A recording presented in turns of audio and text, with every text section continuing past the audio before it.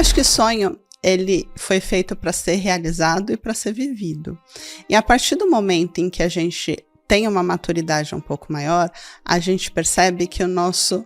Eu já tive uma discussão muito filosófica, eu, Renato e Elton, e a gente, sobre o sonho grande, e a gente chegou à conclusão que o sonho grande de uma pessoa, ele só vai acontecer quando a pessoa morrer. Aí você fala, opa, peraí.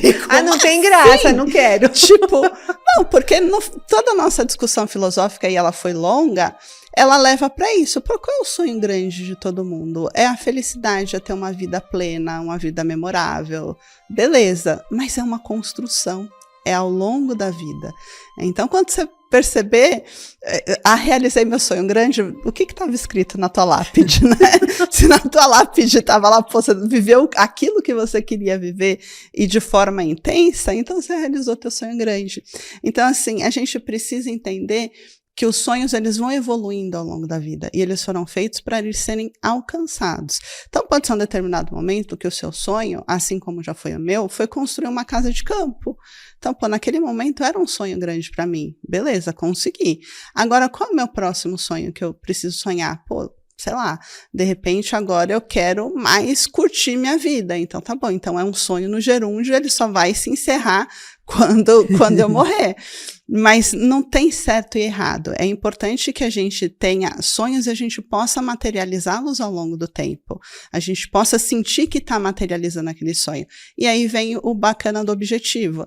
Então também não adianta ter uma lista de 500 mil coisas que eu quero fazer, sendo que eu não vou realizar, eu só vou ficar na esfera do sonhar.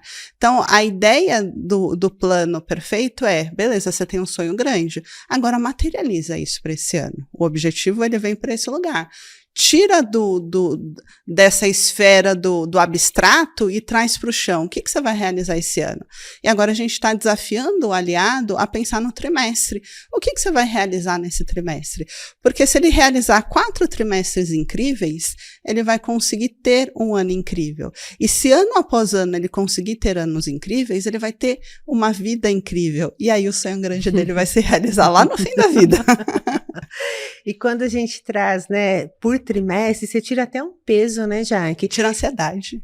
Tira ansiedade, porque quando você fala assim, nossa, 1 ano, 5 anos, tem coisas que parecem inalcançáveis, né? Isso. Aqui entra o fatiar o boi em bifes? Sem dúvida nenhuma. Aqui é a hora da gente fatiar o boi em bifes. Porque a partir do momento em que eu consigo materializar o que seria o meu avanço do ano e depois o meu avanço do trimestre, eu vou focar naquilo e só, eu vou focar naquele bife. Porque se eu fizer bem aquele bife, certamente o meu próximo vai ser bom e assim sucessivamente. Então, esse é um modelo que a gente usa, inclusive, nos nossos negócios. Então, a cada 3 meses, a gente olha, beleza, o quanto a gente caminhou?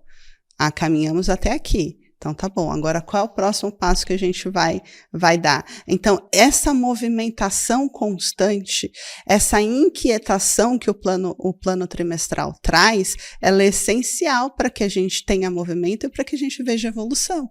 Então, é super importante. E quando a gente divide o plano em trimestres, a gente está exatamente dividindo o nosso boi em bifes. O planejamento trimestral, ele vem justamente para isso. Eu sempre, quando começo a revisão do planejamento trimestral, é muito na linha do eu sou apaixonada pelo resultado e não pelo plano.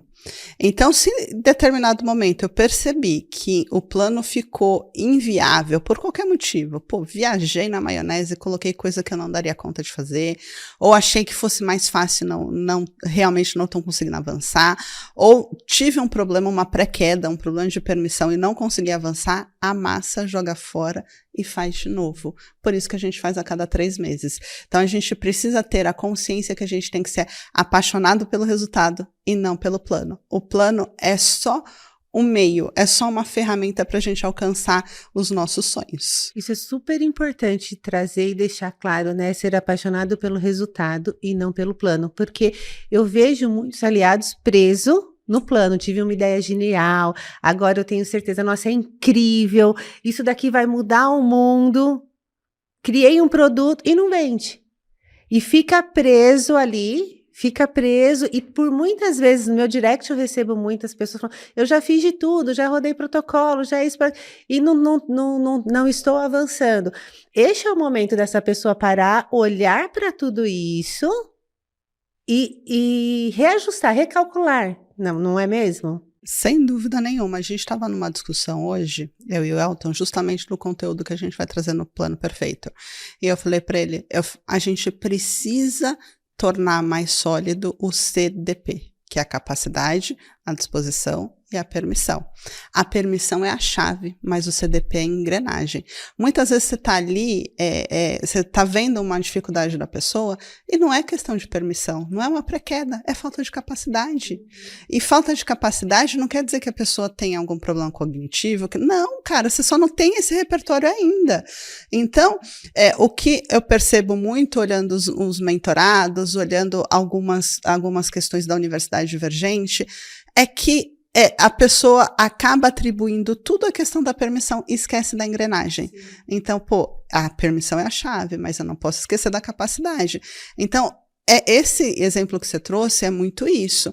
Um dos principais erros que um empreendedor de primeira viagem comete é se apaixonar pelo produto e não pelo problema que o produto resolve. E aí ele fica ali tentando, ele cria um produto para ele que ele acha incrível, e ele fica tentando, e a coisa não dá certo. E aí ele entra num mundo de, putz, é a permissão, é a pré-queda, é uma dependência, roda protocolo, quando na verdade, de repente, ele deveria estar na Universidade Divergente assistindo um curso de empreendedorismo. Um curso de marketing digital.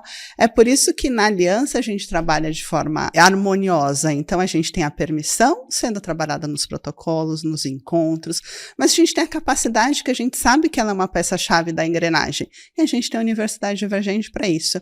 Então o que eu percebo é muito isso. Às vezes a gente atribui a uma questão da permissão, só que quando na verdade naquele momento eu preciso trabalhar a minha capacidade, porque a vida na minha cabeça é assim, eu tenho permissão de avançar até aqui, vai me faltar capacidade, eu venho, trabalho minha capacidade, até às vezes disposição.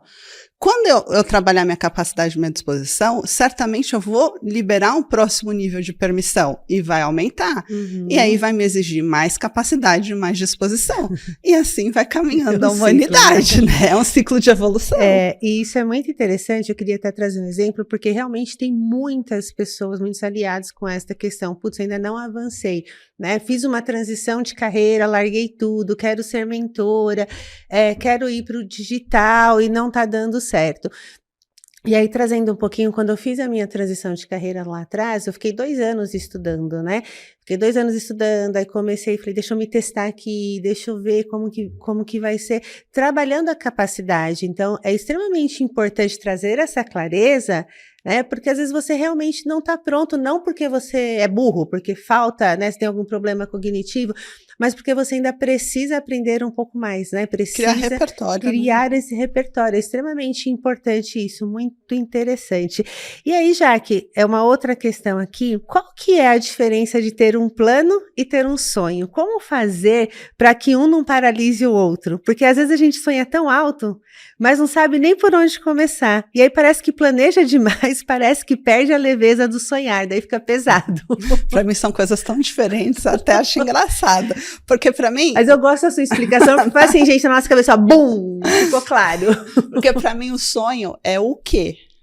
O sonho é o quê? O que eu quero, de verdade. O que eu quero?